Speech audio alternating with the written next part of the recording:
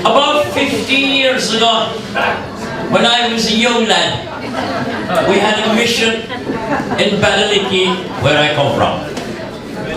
Do you remember the missions long ago?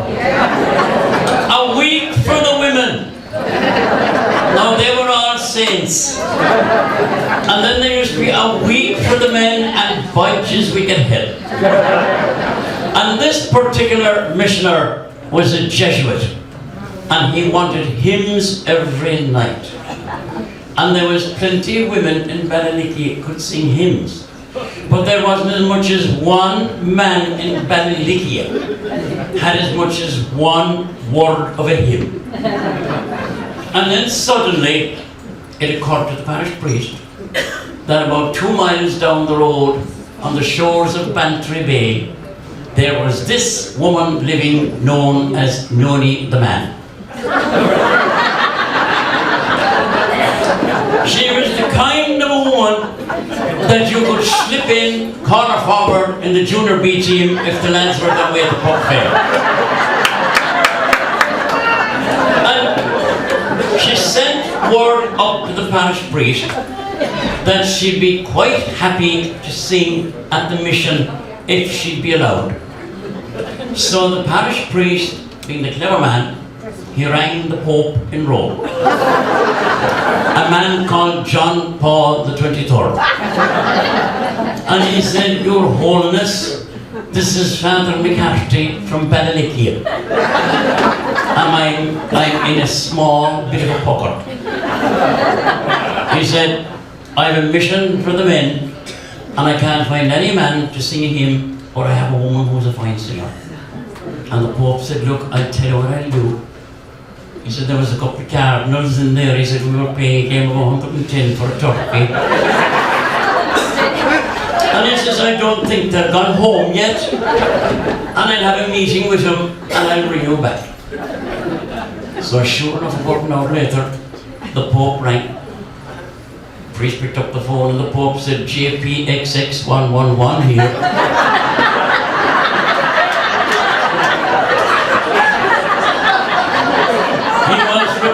To be the only Pope in history who signed his name with 2 kisses and 3 exclamation marks after it. And so see, look, there's nothing against that woman singing at the mission, provided, he says, 2 technicalities are observed. 1, she'll sing from the balcony, so that technically she won't be part of the congregation at all. And 2, she'll put wadding in her ears so that she won't hear what's said to the men. So, Noni was quite agreeable. She sent word up to the parish priest that she had 3 hymns: Sweet Sacrament Divine, Soul of My Saviour, and however she thought was a hymn, Lily Marlene.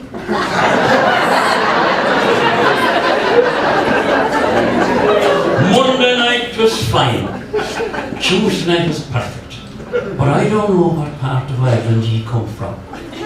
But in Ballylickey on a Wednesday night, in the men's mission, there was only the one subject discussion. So many of the young Ballylickey men, including myself, learning the facts of life the third night of the men's mission.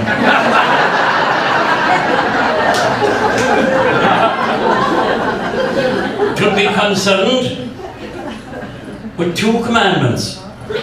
The 6th, thou shalt not commit adultery, which was impossible in Ballylickey because everyone would know it.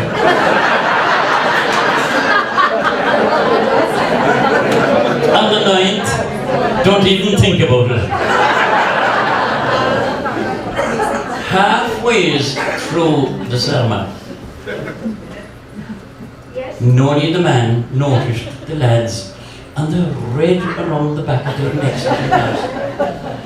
And curiosity killed the cat. Didn't you like the waddy out of one ear?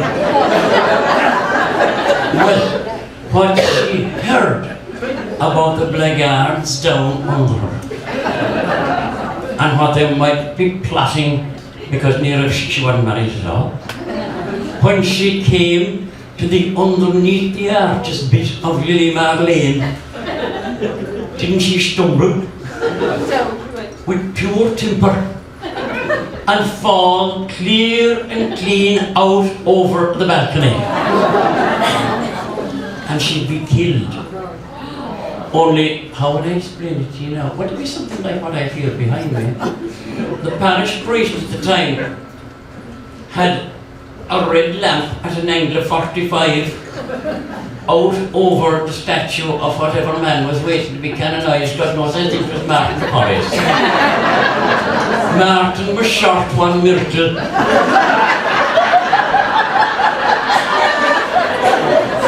And we were all praying that Cork could win that Ireland football so we had it.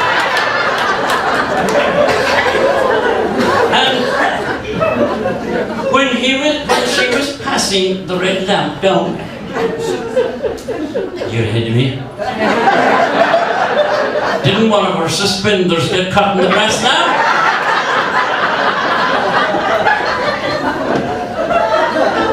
I was telling this story in Kenmare about a week before I came over, and there was an elderly Kerryman with a tooth in his head who should be sure to say his prayers. And when I said a bit about the suspender, he shouted up at me, said, Shawnean, says he, that's me, Shawnean, says he, if it was today, she'd be killed. Didn't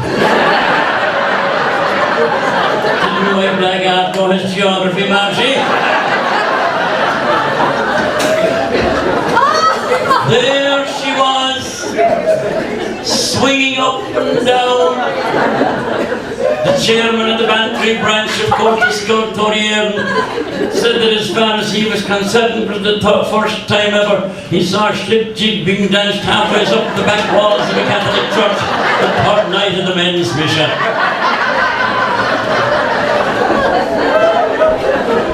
And I'll tell you another thing for nothing. Martin de Porres. You know who I'm talking about? Decent man. Martin de Porres was a lucky man to be canonised after what he saw that night.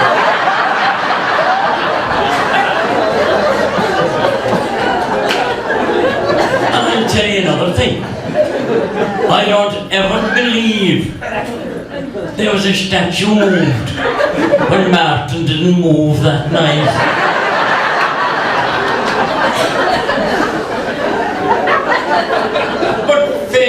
Play the clergy. You have to hand it to him for sheer presence of mind. And looking at his congregation, the same as I'm looking at you now, he said, men, I warn you that what I can see at the back of the church tonight, if any man turns round and looks at it, he will be struck blind. And that put the heart across us. But in rural Ireland, you'll always find one man of initiative. And in this case was Donlin Sean Rowe, who was kneeling next to myself in the second last seat. And he turns to me and says, Shawnean, I think this is worth one eye.